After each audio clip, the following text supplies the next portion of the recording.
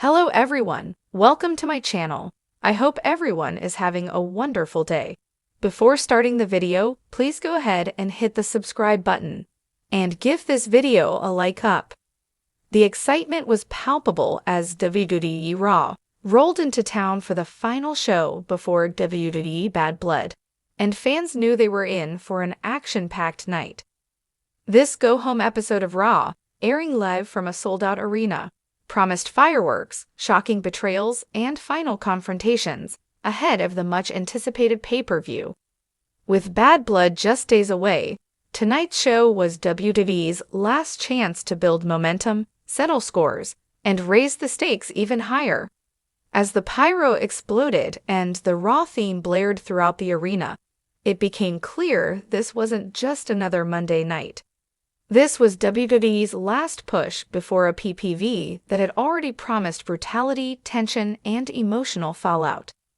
Let's dive into the night's highlights and surprises from this edition of WWE Raw, the Bad Blood Go-Home Show.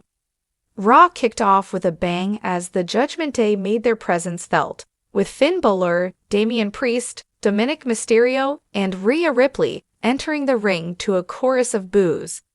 Balor grabbed a microphone, boasting about how Bad Blood would be the night Judgment Day would rule over WWE.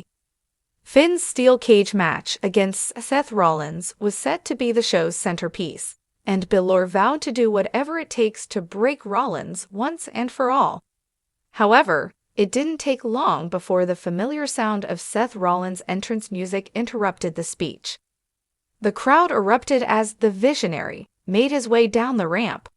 Rollins, ever the showman, played to the fans while keeping his eyes locked on Balor. But before he could even get a word in, Damian Priest tried to blindside him. Rollins, ever ready for a fight, ducked the attack and quickly knocked Priest out of the ring with a superkick. However, the numbers game quickly caught up with him as Judgment Day surrounded the ring. It looked like Rollins was going to be beaten down until an unexpected ally emerged, Cody Rhodes. Rhodes, still with unfinished business against Damian Priest, rushed to the ring to even the odds. With Rhodes and Rollins standing side by side, a massive brawl ensued, setting the stage for the night's main event, a tag team match featuring Rollins and Rhodes versus Finn Balor and Damian Priest.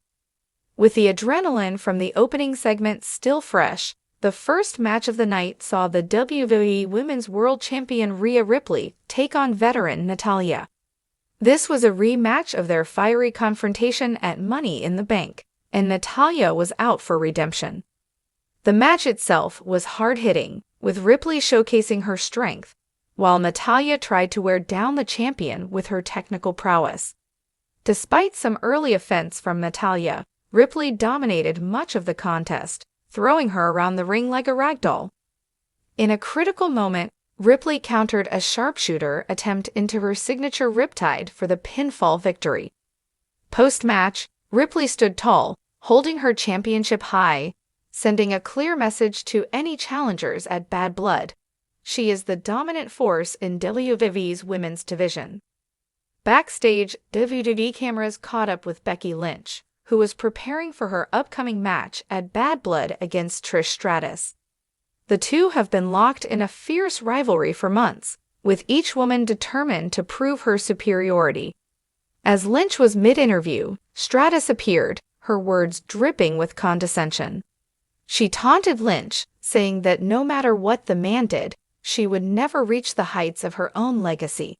Becky, never one to back down, fired back with a fiery retort, vowing to end Stratus' career at Bad Blood. The segment ended with both women staring daggers at one another, the tension almost unbearable. Their match at Bad Blood is shaping up to be personal, brutal, and potentially career-defining for both women. Next up was a one-on-one contest between Sami Zayn and the powerhouse Bronson Reed. This was an unexpected matchup, but one that had fans intrigued, as Zayn's quickness would be tested against Reed's sheer size and strength. The match was a fun back and forth, with Reed using his size advantage to toss Zayn around, while Sami used his speed and veteran instincts to try and wear down the big man. Reed nearly put Zayn away multiple times with devastating slams, but Sami's resilience shone through. In the match's closing moments, Zayn hit his trademark Blue Thunder Bomb, but it wasn't enough to keep Reed down. Reed seemed poised to hit his tsunami finisher, but Zayn moved at the last second and nailed the Helluva Kick out of nowhere for the victory. Post-match, Kevin Owens joined Zayn in the ring, celebrating with his partner. It's clear that Zayn and Owens have their sights set on regaining momentum ahead of their tag team match at Bad Blood.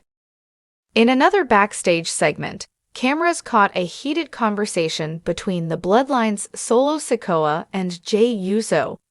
The Bloodline's internal turmoil has been one of the most captivating storylines, and the friction between the two brothers was on full display. Solo seemed to be losing patience with Jey's independent streak, and the tension between them was clear. With Roman Reigns not present, the tension only escalated. Could this be the beginning of an even larger rift within the Bloodline? With Bad Blood looming, all eyes are on whether the Bloodline will implode. Drew McIntyre, on a mission to re-establish himself as a top contender, faced Austin Theory in a hard-fought match. Theory, ever the opportunist, tried to take the fight to the former WWE champion, but McIntyre's strength and power were too much. Theory tried to cheat his way to victory, using underhanded tactics throughout the match, but McIntyre would not be denied. The Scottish Warrior hit a devastating Claymore kick, putting Theory down for the count. McIntyre stood tall, and with his eyes on his upcoming match at Bad Blood, his message was clear: he's ready to reclaim his place at the top of WWE. The main event of the evening was the highly anticipated tag team match between Seth Rollins and Cody Rhodes versus Finn Balor and Damian Priest. With Bad Blood just days away, this match was bound to explode with tension, especially considering the individual rivalries involved. The match itself was a barn burner, with all four men giving it their all. Rollins and Rhodes worked together surprisingly well, while Balor and Priest did everything in their power to gain the upper hand. As the match wore on, chaos ensued, with all four men brawling inside and outside the ring. In the match's closing moments, Cody Rhodes took out Damian Priest with a crossroads, leaving Finn Balor and Seth Rollins as the legal men in the ring. Rollins nailed Balor with a curb stomp, securing the pinfall victory. As Rollins and Rhodes stood victorious, the show went off the air with Rollins and Balor staring each other down, their steel cage match at Bad Blood promising to be nothing short of a war. This go-home edition of WWE Raw delivered on every level. From explosive confrontations to captivating matches, it set the stage perfectly for WWE Bad Blood. With tensions at an all-time high and several storylines nearing their boiling points, Bad Blood is shaping up to be a can't-miss event. Fans will be eagerly counting down the days, ready for the drama, intensity, and action that only